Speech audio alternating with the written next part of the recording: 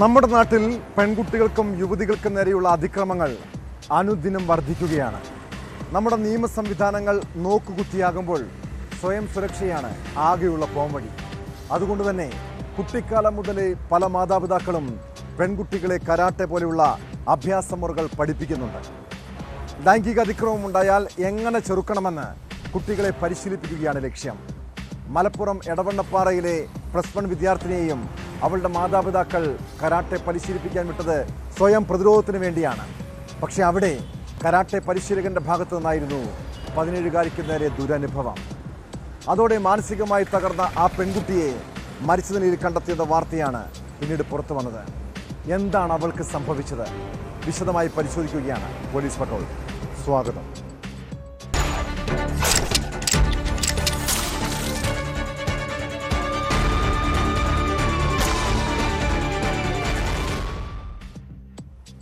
പെൺകുട്ടികൾക്ക് നേരെ ലൈംഗിക അതിക്രമം വർദ്ധിക്കുന്ന ഈ കാലഘട്ടത്തിൽ കരാട്ടെ പോലെയുള്ള അഭ്യാസമുറകൾ പഠിക്കേണ്ടത് ആവശ്യമാണ്. എന്നാൽ കരാട്ടെ പരിശീലകൻ തന്നെ വില്ലന്റെ വേഷത്തിലെത്തിയാലോ? ഏത് പെൺകുട്ടിയും മാനസികമായി തകർന്നു പോകും. മലപ്പുറം എടവണ്ണപ്പാറയിലെ +1 വിദ്യാർത്ഥിനി കഴിഞ്ഞ ഏതാനും മാസങ്ങളായി കടുത്ത മനോവിഷമത്തിലായിരുന്നു. പ്രതിരോധ മുറകൾ പഠിപ്പിച്ചു കൊടുക്കേണ്ട കരാട്ടെ അധ്യാപകന്റെ ഭാഗത്തു നിന്ന് പലതവണയാണ് അവൾക്ക് ദുരനുഭവം ഉണ്ടായത്. കഴിഞ്ഞ ദിവസം 17-കാരിയുടെ മൃതദേഹം ചാലിയാർ പുഴയിൽ കണ്ടെത്തിയപ്പോഴാണ് ലൈംഗിക ചൂഷണത്തെക്കുറിച്ച് പുറം ലോകം അറിഞ്ഞത്. സംഭവത്തിൽ കരാട്ടെ അധ്യാപകൻ സിദ്ദിഖ് അലിയെ പോലീസ് അറസ്റ്റ് ചെയ്തു. മരണത്തിൽ ദുരൂഹതയുണ്ടെന്നാണ് കുടുംബത്തിന്റെ ആരോപണം.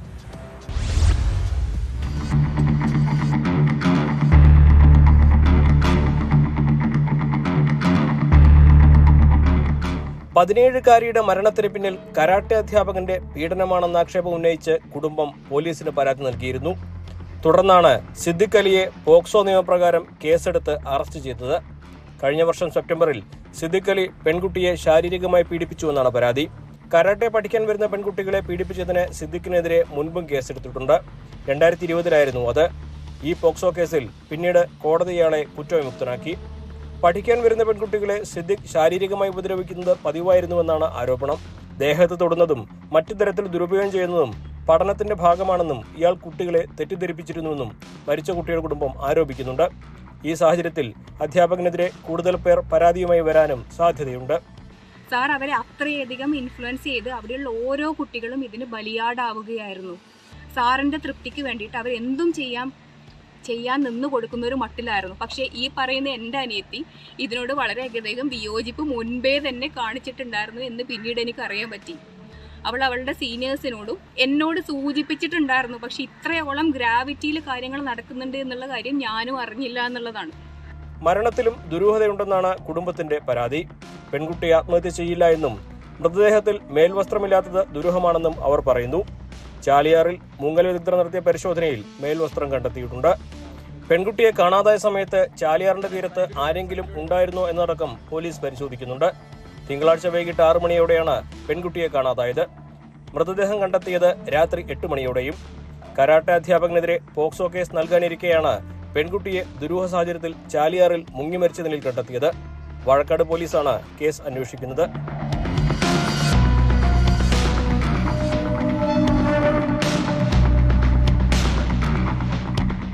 ന്യൂസ് 18 മലപ്പുറം.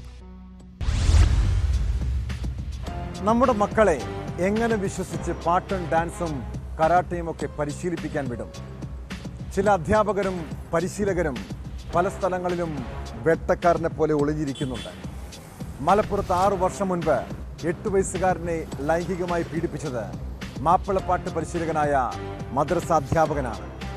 കുട്ടിയെ ലൈംഗികമായി ചൂഷണം ചെയ്ത കേസിൽ വട്ടപ്പാറ സ്വദേശി മുഹമ്മദ് ഷായ്ക്ക് കോടതി 9 വർഷം തടവ് ശിക്ഷ വിധിച്ചു. പ്രതി 15,000 രൂപ പിഴയും അടയ്ക്കണമെന്ന് പെരിന്തൽമണ്ണ കോടതിയുടെ വിധിയിലുണ്ട്.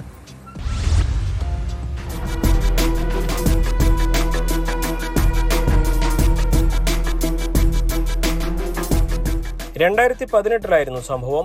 മാപ്പിളപ്പാട്ട് പഠിക്കാനെത്തിയ 8 വയസ്സുകാരനെയാണ് മുഹമ്മദ് ഷാ എന്ന ഷാഫി മുന്ന ലൈംഗികമായി പീഡിപ്പിച്ചത്. കൊളത്തൂർ പോലീസാണ് കേസ് അന്വേഷിച്ച് കുറ്റപത്രം സമർപ്പിച്ചത്. പെരിന്തൽമണ്ണ അതിവേഗ പ്രത്യേക കോടതി 1 ജഡ്ജി S. സൂരജാണ് ശിക്ഷ വിധിച്ചത്. പോക്സോ നിയമത്തിലെ 2 വകുപ്പുകൾ പ്രകാരം 8 വർഷം കഠിന തടവും 15,000 രൂപ പിഴയും, ജുവനൈൽ ജസ്റ്റിസ് നിയമപ്രകാരം 1 വർഷം കഠിന തടവുമാണ് ശിക്ഷ. പിഴയടച്ചാൽ തുക കുട്ടിക്ക് നൽകാനും കോടതി ഉത്തരവിട്ടു.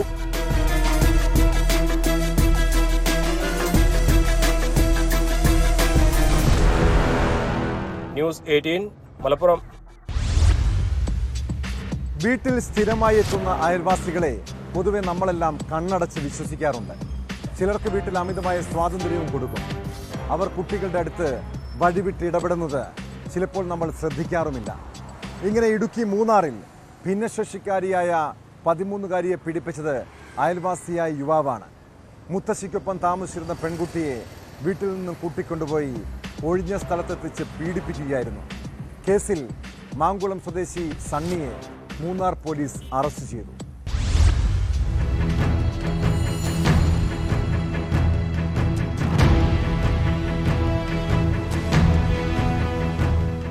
കഴിഞ്ഞ 19-നായിരുന്നു സംഭവം. മാതാപിതാക്കളില്ലാത്ത പെൺകുട്ടി വലിയമ്മയ്ക്കൊപ്പമാണ് താമസിച്ചിരുന്നത്. ജന്മനാ കുട്ടിക്ക് സംസാരശേഷിയും കേൾവിശക്തിയും ഇല്ല. അതുകൊണ്ട് തന്നെ വല്യമ്മ കുട്ടിയെ ഒറ്റയ്ക്ക് ഒരു സ്ഥലത്തേക്കും വിടാതെ വീട്ടിൽ ഒപ്പം കൊണ്ടു നടക്കുകയാണ് പതിവ്. പ്രദേശവാസിയായ സണ്ണി പലപ്പോഴും വീട്ടിലെത്തി വല്യമ്മയുമായി അടുക്കുകയും കുട്ടിയുമായി ചങ്ങാത്തം കൂടുകയും ചെയ്തു. കഴിഞ്ഞ 19-ന് വീട്ടിലെത്തിയ പ്രതി കുട്ടിയെ സമീപത്തെ കാട്ടിലേക്ക് വിളിച്ചുകൊണ്ടുപോവുകയും പീഡിപ്പിക്കുകയുമായിരുന്നു. കുട്ടി കാട്ടിൽ നിന്ന് വരുന്നത് അമ്മയുടെ സഹോദരി കണ്ടതോടെയാണ് സംഭവം പുറത്തായത്. ഇതോടെ പ്രതി ഒളിവിൽ പോയി.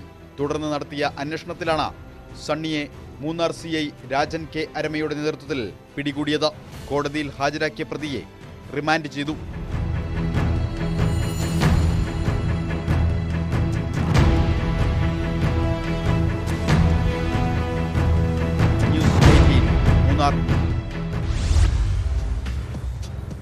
നവകേരള യാത്രക്കിടെ പോലീസിന്റെയും ഡിവൈഎഫ്ഐക്കാരുടെയും രക്ഷാപ്രവർത്തനം കേരളം കണ്ടിട്ടുള്ളതാണ്. പാർട്ടി ഭരിക്കുമ്പോൾ ആരെയും തല്ലാനുള്ള ലൈസൻസ് ഉണ്ടെന്നാണ് ചില കുട്ടി സഖാക്കളുടെ വിചാരം. കോട്ടയം ഉഴവൂരിൽ ഡിവൈഎഫ്ഐയുടെ രക്ഷാപ്രവർത്തനം പോലീസിന് നേരെയായിരുന്നു.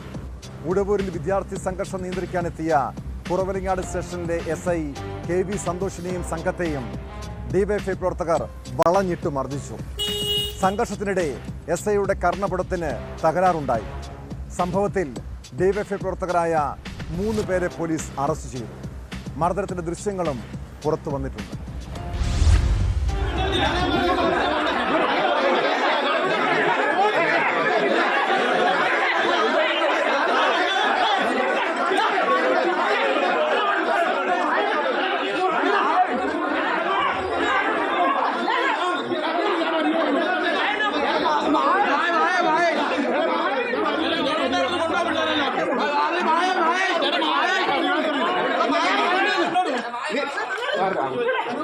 ചൊവ്വാഴ്ച വൈകുന്നേരം ഉഴവൂർ OLL സ്കൂളിലുണ്ടായ സംഘർഷത്തിലാണ് പോലീസിന്റെ നടപടി. അന്ന് സ്കൂൾ വിദ്യാർത്ഥികൾ തമ്മിൽ സംഘർഷമുണ്ടായിരുന്നു. ഇതിന് പിന്നാലെ ഒരു വിഭാഗം വിദ്യാർത്ഥികൾ വിളിച്ചത് പ്രകാരം എത്തിയ ഡിവൈഎഫ്ഐ പ്രവർത്തകരാണ് ഉഴവൂർ SI സന്തോഷിനെ ക്രൂരമായി മർദ്ദിച്ചത്. സന്തോഷിന്റെ കർണപുടം തകരുകയും ചെയ്തിരുന്നു. കോട്ടയം മെഡിക്കൽ കോളേജ് ആശുപത്രിയിൽ അദ്ദേഹം ചികിത്സയിലായിരുന്നു. ഇതിനെല്ലാം പിന്നാലെയാണ് പോലീസ് 3 പേരെ അറസ്റ്റ് ചെയ്തിരിക്കുന്നത്. ഇതിൽ 2 പേർ പാലാ വള്ളിച്ചിറ സ്വദേശികളാണ്. പനന്തോട്ടത്തിൽ അനന്തു തങ്കച്ചൻ, ഒപ്പം തന്നെ വെള്ളം കുന്നേൽ വീട്ടിൽ ആദർ സുരേന്ദ്രൻ എന്നിവരാണ് അറസ്റ്റിലായത്. വലവൂർ സ്വദേശി അനന്തുവും മാന്തോട്ടത്തിൽ അനന്തുവും പിടിയിലായിട്ടുണ്ട്.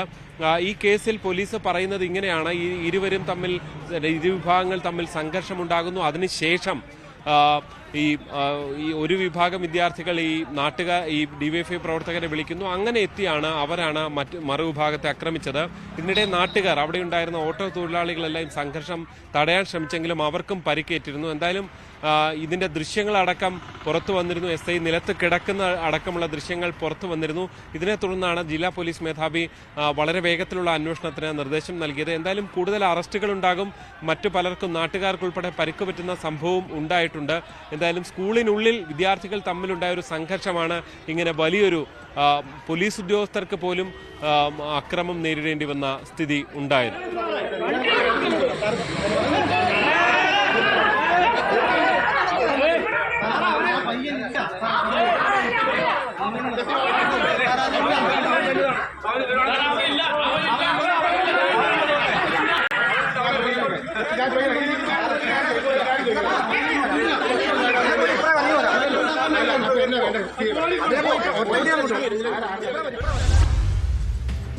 കുട്ടി കുറ്റവാളികൾ കേരളത്തിലെ പല ക്യാമ്പസുകളിലും വിലസുന്നുണ്ട്. വിദ്യാർത്ഥി രാഷ്ട്രീയത്തിന്റെ പേരിലും റാഗിങ്ങിന്റെ പേരിലും അവർ ഭീകരാന്തരീക്ഷം സൃഷ്ടിക്കുന്നു. ഇവരുടെ ഗുണ്ടായിസത്തിന്റെ ഇരകളാകുന്നത് പാവപ്പെട്ട വിദ്യാർത്ഥികളാണ്. തിരുവനന്തപുരം വെള്ളറട ഇമ്മാനുവൽ കോളേജിൽ ഡിഗ്രി 1ാം വർഷ വിദ്യാർത്ഥിയെ സീനിയർ വിദ്യാർത്ഥികൾ സംഘം ചേർന്ന് മർദ്ദിച്ചെന്ന ഒരു പരാതിയാണ് ഇതിൽ ഒടുവിലത്തേത്. സീനിയർ വിദ്യാർത്ഥികളാണ് മർദ്ദിച്ചതെന്നും റാഗിംഗ് ആണ് നടന്നതെന്നും പോലീസിന് നൽകിയ പരാതിയിൽ പറയുന്നു.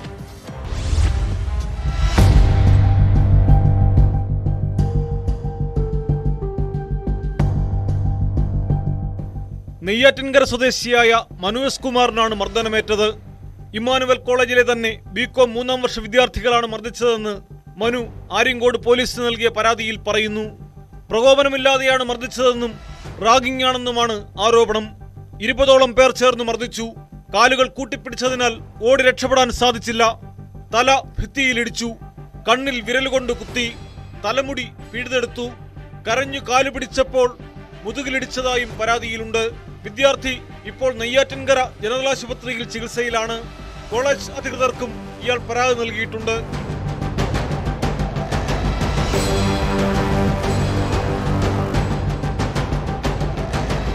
ന്യൂസ് 18 തിരുവനന്തപുരം.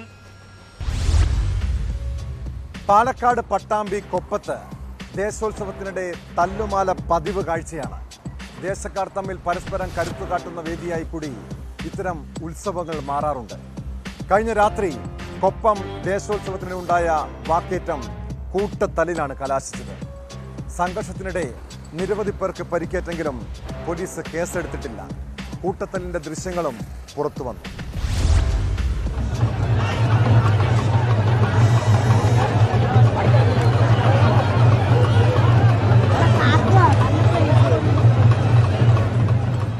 ദേശത്തിന്റെ ശക്തി തെളിയിക്കുന്ന ദേശോത്സവം കായിക ശക്തി തെളിയിക്കാനുള്ള വേദി കൂടിയാണ്. പട്ടാമ്പി കൊപ്പം ദേശത്ത് നടന്ന തല്ലുമാലയും അങ്ങനെയാണ് വരവറിയിച്ചത്. കൊപ്പം ദേശോത്സവത്തിലെ കൂട്ടത്തല്ലിൽ നിരവധി പേർക്ക് പരിക്കേറ്റു.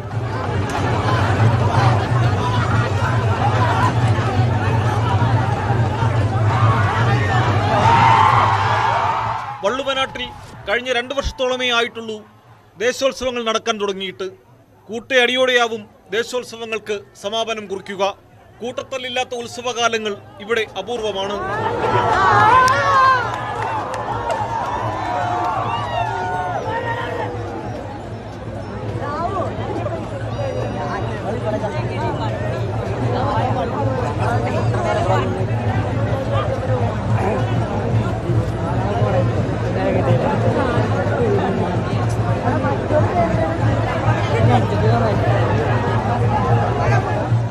കഴിഞ്ഞ ദിവസം നടന്ന കൂട്ടത്തല്ലിൽ ആരുടെയും പരിക്ക് സാരമല്ല.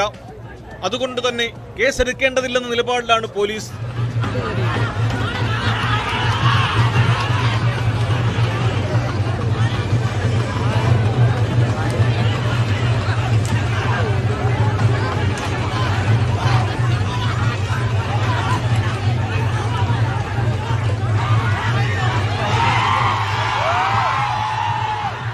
ന്യൂസ് 18 പാലക്കാട്. തിരുവനന്തപുരം പേട്ടയിൽ നിന്നും കാണാതായ 2.5 വയസ്സുകാരിയുടെ യഥാർത്ഥ രക്ഷിതാക്കളാണോ ഒപ്പമുള്ളത്? ഇക്കാര്യത്തിൽ തുടക്കം മുതൽ പോലീസിന് ചെറിയ സംശയമുണ്ട്. കുട്ടിയെ കാണാതായ സംഭവത്തിൽ ദുരൂഹത തോന്നിയതോടെ പോലീസ് DNA പരിശോധന നടത്താൻ തീരുമാനിച്ചു. ഇതിനായി കുട്ടിയിൽ നിന്നും മാതാപിതാക്കളിൽ നിന്നും ശേഖരിച്ച സാമ്പിൾ ഫോറൻസിക് ലാബിന് കൈമാറി. നിലവിൽ കുഞ്ഞ് അത്താണിയിലെ ശിശു സംരക്ഷണ കേന്ദ്രത്തിലാണ്. കുഞ്ഞിൻ്റെ രക്തത്തിൽ മദ്യം കലർന്നോ എന്നറിയാൻ രക്തസാമ്പിളും ശേഖരിച്ചിട്ടുണ്ട്. കുഞ്ഞിനെ തട്ടിക്കൊണ്ടുവന്നതാണോ എന്ന കാര്യവും പോലീസ് അന്വേഷിക്കുകയാണ്.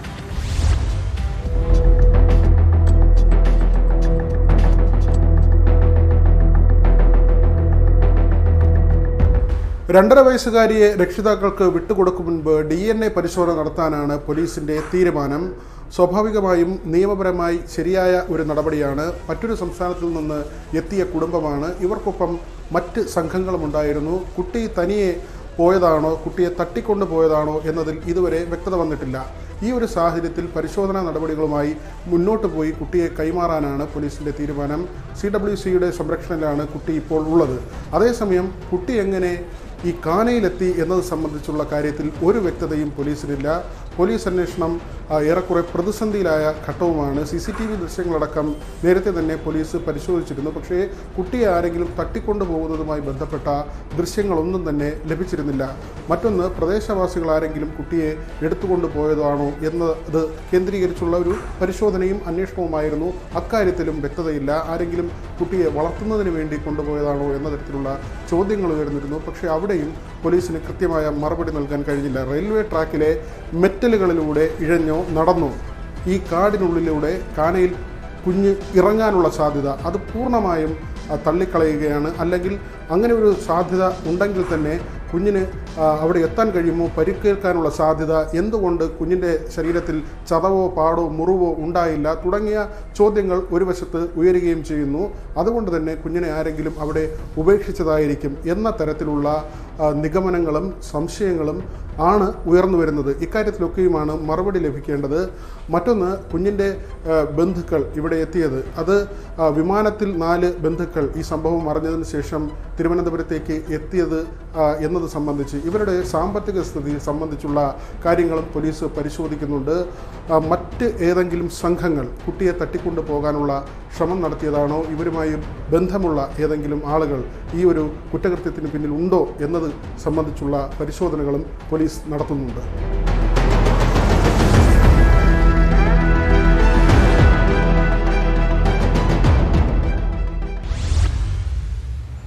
ആശുപത്രിയിൽ ചികിത്സ തേടാതെ വീട്ടിൽ പ്രസവം നടത്തിയതിന് പിന്നാലെ യുവതിയും ഗർഭസ്ഥ ശിശുവും മരിച്ച സംഭവത്തിൽ ഭർത്താവ് മാത്രമാണോ കുറ്റക്കാരൻ? ഭർത്താവ് നയാസിന്റെ ആദ്യ ഭാര്യയ്ക്കും മകൾക്കും ഇതിൽ പങ്കുണ്ടെന്നാണ് പോലീസിന്റെ അന്വേഷണത്തിൽ വ്യക്തമായത്. ഇതോടെ കേസിൽ ഭർത്താവിന് പുറമെ കൂടുതൽ പേരെ പ്രതി ചേർക്കാനാണ് പോലീസ് തീരുമാനം. ഭർത്താവ് നയാസിന്റെ ആദ്യ ഭാര്യയും മകളും യുവതി അപകടാവസ്ഥയിലായിരുന്ന സമയത്ത് വീട്ടിലുണ്ടായിരുന്നു. അക്യുപഞ്ചർ ചികിത്സാ രീതി പഠിച്ച ആദ്യ ഭാര്യയുടെ മകൾ പ്രസവമെടുക്കാൻ ശ്രമിച്ചതായി പരാതിയുണ്ട്.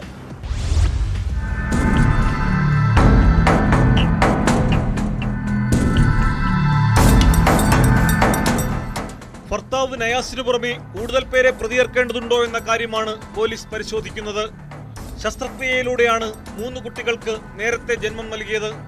ഗർഭിണിയായിരുന്ന സമയത്ത് ഒരിക്കൽ പോലും ഡോക്ടറെ കാണിച്ചിരുന്നില്ല. അക്യുപങ്ക്ചറിലൂടെ സുഖപ്രസവം നടക്കുമെന്ന് പറഞ്ഞാണ് യുവതിയെ ആശുപത്രിയിൽ പോകാൻ അനുവദിക്കാഞ്ഞതെന്നാണ് വിവരം. മനഃപൂർവ്വമുള്ള നരഹത്യ ഉൾപ്പെടെയുള്ള വകുപ്പുകൾ ചേർത്താണ് ഭർത്താവിനെതിരെ കേസെടുത്തത്.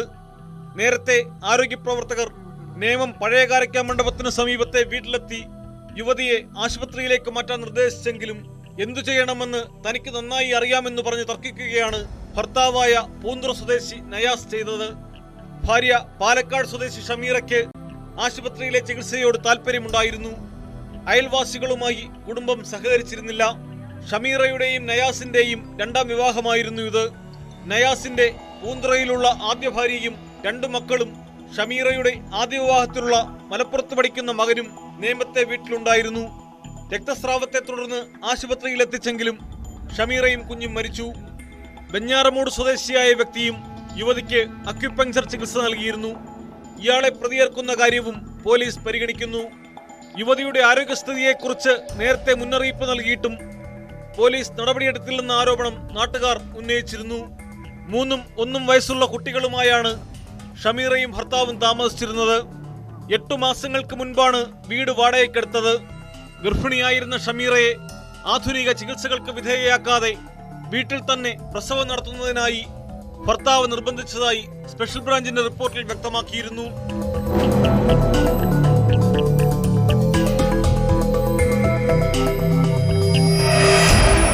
ന്യൂസ് 18 തിരുവനന്തപുരം. സർക്കാർ ജോലി വാഗ്ദാനം ചെയ്തുള്ള തട്ടിപ്പ് ഇപ്പോൾ വ്യാപകമാണ്. ആരോഗ്യവകുപ്പിൽ നിയമന വാഗ്ദാനം നൽകി വീണ്ടും തട്ടിപ്പ് നടത്തിയതായി കഴിഞ്ഞ ദിവസം പരാതി ഉയർന്നിരുന്നു. നിരവധി പേരിൽ നിന്നായി ലക്ഷങ്ങൾ തട്ടിയെടുത്ത കേസിൽ പ്രതികളെ പോലീസ് അറസ്റ്റ് ചെയ്തു. കുണ്ടറ വെള്ളിമൺ സ്വദേശി വിനോദിനെയാണ് അടൂർ ഡിവൈഎസ്പി അറസ്റ്റ് ചെയ്തത്. ഇയാളുടെ കൂട്ടുപ്രതികളും എടപ്പോൺ സ്വദേശികളുമായ മുരുകദാസ് കുറുപ്പ്, അയ്യപ്പദാസ് കുറുപ്പ് എന്നിവരും പിടിയിലായിട്ടുണ്ട്.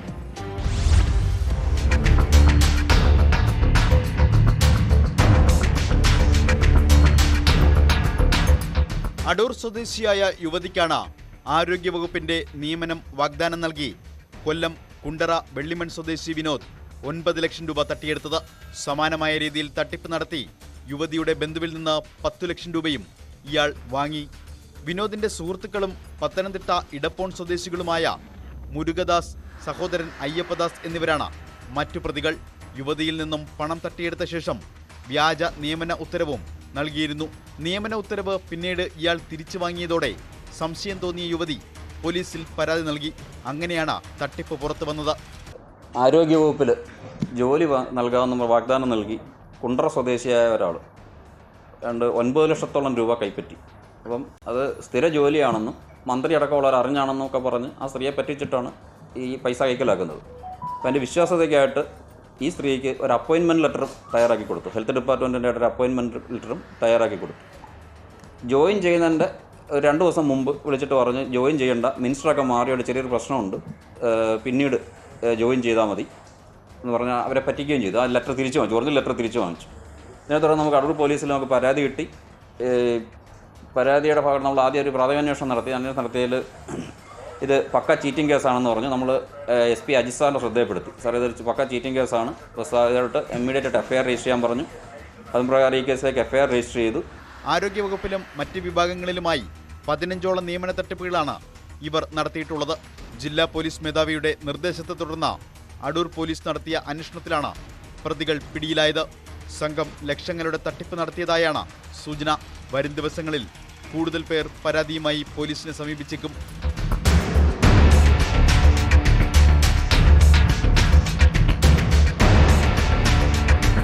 ന്യൂസ് 18 പത്തനംതിട്ട. പോപ്പുലർ ഫിനാൻസ് തട്ടിപ്പിന് പിന്നാലെ പത്തനംതിട്ട ജില്ലയിൽ റിപ്പോർട്ട് ചെയ്ത ഏറ്റവും വലിയ സാമ്പത്തിക തട്ടിപ്പ് കേസാണ് പുല്ലാട്ടെ GNG ഫിനാൻസ് തട്ടിപ്പ്. നിക്ഷേപകർ പരാതിയുമായി രംഗത്തെത്തിയതോടെ ഒളിവിൽ പോയ പ്രതികൾ ഒടുവിൽ കീഴടങ്ങി. 1-ാം പ്രതി ഗോപാലകൃഷ്ണൻ നായർ, മകൻ ഗോവിന്ദ് എന്നിവരാണ് തിരുവല്ല DYSP ഓഫീസിൽ കീഴടങ്ങിയത്. ഭാര്യ സിന്ധു വി നായർ, മരുമകൾ ലക്ഷ്മി എന്നിവർ ഇപ്പോഴും ഒളിവിലാണ്. പ്രതികൾ കീഴടങ്ങിയ വിവരമറിഞ്ഞ നിക്ഷേപകർ കോയിപ്പുറം പോലീസ് സ്റ്റേഷന് മുന്നിൽ പ്രതിഷേധിച്ചു.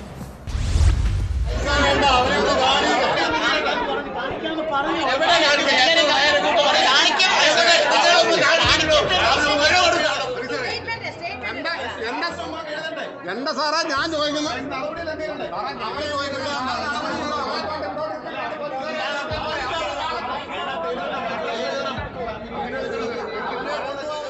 ഒളിവിൽ കഴിയുന്ന പ്രതികൾ നൽകിയ മുൻകൂർ ജാമ്യാപേക്ഷ ഹൈക്കോടതി തള്ളിയതിന് പിന്നാലെയാണ് 1-ാം പ്രതി ഗോപാലകൃഷ്ണൻ നായർ, മകൻ ഗോവിന്ദ് എന്നിവർ കീഴടങ്ങിയത്.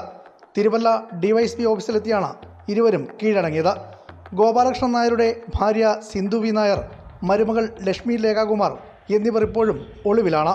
ഇവരുടെ ജാമ്യാപേക്ഷ അടുത്ത ദിവസം പരിഗണിക്കും.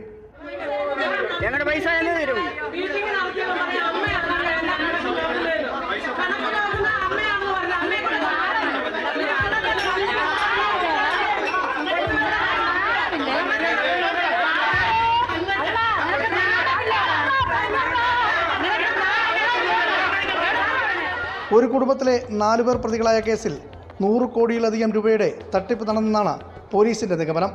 സഹോദരനുമായി ചേർന്ന് നടത്തിയ PRD എന്ന ധനകാര്യ സ്ഥാപനം പൊട്ടിയ ശേഷമാണ് ഗോപാലകൃഷ്ണൻ നായർ GNG എന്ന സ്ഥാപനം വീണ്ടും ആരംഭിച്ചത്. 16% മുകളിൽ പലിശ വാഗ്ദാനം ചെയ്താണ് നിക്ഷേപം സ്വീകരിച്ചത്. ഒടുവിൽ നിക്ഷേപകരെ കബളിപ്പിച്ച് ഗോപാലകൃഷ്ണൻ കുടുംബവും മുങ്ങിയതോടെയാണ് സ്ഥാപനം പൊട്ടിയ വിവരം നിക്ഷേപകർ അറിയുന്നത്.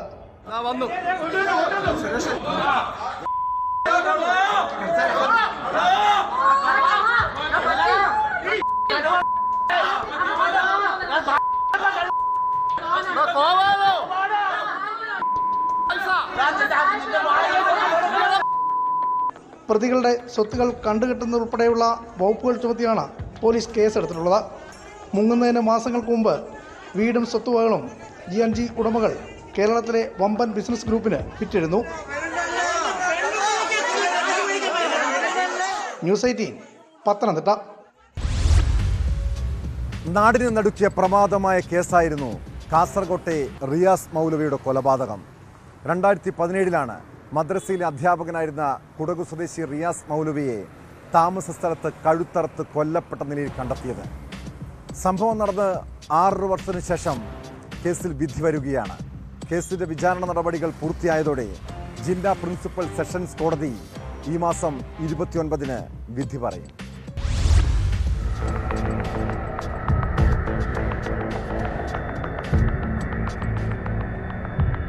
കാസർഗോഡ് പഴയ ചൂരി മദ്രസയിലെ അധ്യാപകനായിരുന്ന കുടക് സ്വദേശി മുഹമ്മദ് റിയാസ് മൗലവിയെ കഴുത്തറുത്ത് കൊലപ്പെടുത്തിയ കേസിന്റെ വിധിയാണ് ഈ മാസം 29-ന് പ്രഖ്യാപിക്കുക.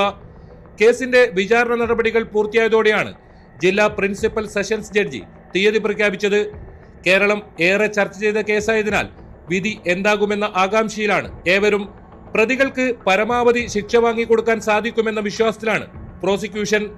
2017 മാർച്ച് 21-ന് പുലർച്ചെയാണ് റിയാസ് മൗലവിയെ താമസ സ്ഥലത്ത് കഴുത്തറുത്ത് കൊലപ്പെടുത്തിയത്. കാസർഗോഡ് പോലീസ് സ്റ്റേഷൻ പരിധിയിലെ അജേഷ് എന്ന അപ്പു, നിതിൻ കുമാർ, അഖിലേഷ് എന്ന അഖിൽ എന്നിവരാണ് കേസിലെ പ്രതികൾ. ഇവർ അറസ്റ്റിലായത് മുതൽ ജയിലിൽ തന്നെ കഴിയുകയാണ്. പ്രതികളുടെ ജാമ്യാപേക്ഷ പലതവണ കോടതി തള്ളിക്കളഞ്ഞിരുന്നു. അന്നത്തെ കോസ്റ്റൽ CI ആയിരുന്ന PK സുധാകരന്റെ നേതൃത്വത്തിൽ പ്രത്യേക സംഘമാണ് കേസന്വേഷണം നടത്തിയത്. നേരത്തെ കേസിൽ വാദം പൂർത്തിയായിരുന്നുവെങ്കിലും കേസ് പരിഗണിച്ച ജഡ്ജിക്ക് സ്ഥലമാറ്റം ലഭിച്ചതിനാൽ പുതിയ ജഡ്ജി വന്ന ശേഷം കേസ് വീണ്ടും ആദ്യം മുതൽ തന്നെ പരിശോധിച്ച ശേഷമാണ് വിധി പ്രഖ്യാപിക്കുന്നത്.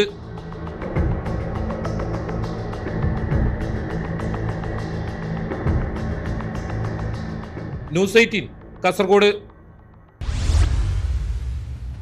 കുറ്റകൃത്യങ്ങളുടെ മറ്റു ചില വാർത്തകൾ ചുരുക്കത്തിൽ. പത്തനാപുരത്ത് ആംബുലൻസിൽ കഞ്ചാവ് കടത്ത് പിടികൂടിയ കേസിൽ അന്വേഷണം അന്തർ സംസ്ഥാന ലഹരി മാഫിയയിലേക്ക്. ആംബുലൻസ് ഡ്രൈവർക്ക് കഞ്ചാവ് എത്തിച്ച ഇടനിലക്കാരൻ കോട്ടാത്തല സ്വദേശി സജീഷിനെ അറസ്റ്റ് ചെയ്തു. ആംബുലൻസ് ഡ്രൈവർ വിഷ്ണു, സഹായി നസീർ എന്നിവരെ നേരത്തെ 4 കിലോ കഞ്ചാവുമായി പിടികൂടിയിരുന്നു. സവാള എന്ന വ്യാജേന പിക്കപ്പ് വാനിൽ ബംഗളൂരുവിൽ നിന്ന് കൊണ്ടുവന്ന 20 ലക്ഷം രൂപയുടെ നിരോധിത പുകയില ഉൽപ്പന്നങ്ങളുമായി 2 പേർ തിരുവല്ലയിൽ പിടിയിലായി. പാലക്കാട് സ്വദേശികളായ അമീൻ, ഉനൈസ് എന്നിവരാണ് പിടിയിലായത്. കോഴിക്കോട് മുക്കത്ത് വെടിയുണ്ടകളുമായി യുവാവ് പിടിയിൽ. 16 വെടിയുണ്ടകളും 755 മെറ്റൽ ബോംബുകളുമായി തിരുവമ്പാടി സ്വദേശി ആനന്ദ് രാജിനെയാണ് പിടികൂടിയത്. വയനാട്ടിലെ 23 പ്രമുഖ റിസോർട്ടുകളിൽ 20 കോടിയുടെ നികുതി വെട്ടിപ്പ് കണ്ടെത്തി. യഥാർത്ഥ വരുമാനം കാണിക്കാതിരിക്കൽ, ടാക്സ് ഇൻവോയ്സ് നൽകാതിരിക്കൽ തുടങ്ങി പല വഴികളാണ് നികുതി വെട്ടിപ്പിനായി ഉപയോഗിക്കുന്നത്. മാനന്തവാടി സെന്റ് ജോസഫ് മിഷൻ ആശുപത്രിയിലെ ചികിത്സയ്ക്ക് ശേഷം നീർവാരം സ്വദേശി നിഷ മരിച്ചതുമായി ബന്ധപ്പെട്ട് മനുഷ്യാവകാശ കമ്മീഷൻ കേസെടുത്തു. മരണകാരണം ശസ്ത്രക്രിയയിൽ വന്ന പിഴവാണെന്ന് കാണിച്ച് ബന്ധുക്കൾ നൽകിയ പരാതിയുടെ അടിസ്ഥാനത്തിലാണ് നടപടി. മലപ്പുറം എടവണ്ണപ്പാറയിലെ 17-കാരുടെ മരണത്തിൽ പല സംശയങ്ങളും ദുരൂഹതകളുമുണ്ട്. സമാനമായ മറ്റൊരു വാർത്തയാണ് ഇടുക്കി നെടുങ്കണ്ടത്തു നിന്നും കേട്ടത്. നെടുങ്കണ്ടത്തെ സ്വകാര്യ സ്കൂളിലെ +2 വിദ്യാർത്ഥിനി അശ്വതിയെ തൂങ്ങിയ മരിച്ച നിലയിൽ കണ്ടെത്തുകയായിരുന്നു. മാതാപിതാക്കൾ ജോലിക്ക് പോയ സമയത്ത് വീട്ടിൽ ഒറ്റയ്ക്കായിരുന്നു അശ്വതിയെ ഫോൺ വിളിച്ചിട്ട് എടുക്കാത്തതിനെ തുടർന്ന് ബന്ധുക്കൾ നടത്തിയ തിരച്ചിലിലാണ് മൃതദേഹം കണ്ടെത്തിയത്. അവൾ ആത്മഹത്യ ചെയ്യാനുള്ള കാരണം എന്താണ്? എന്തെങ്കിലും ദുരൂഹതയുണ്ടെങ്കിൽ പോലീസ് അന്വേഷിക്കണം. ഇതോടെ ഇന്നത്തെ പോലീസ് പട്രോൾ പൂർണ്ണമാകുന്നു. നമസ്കാരം.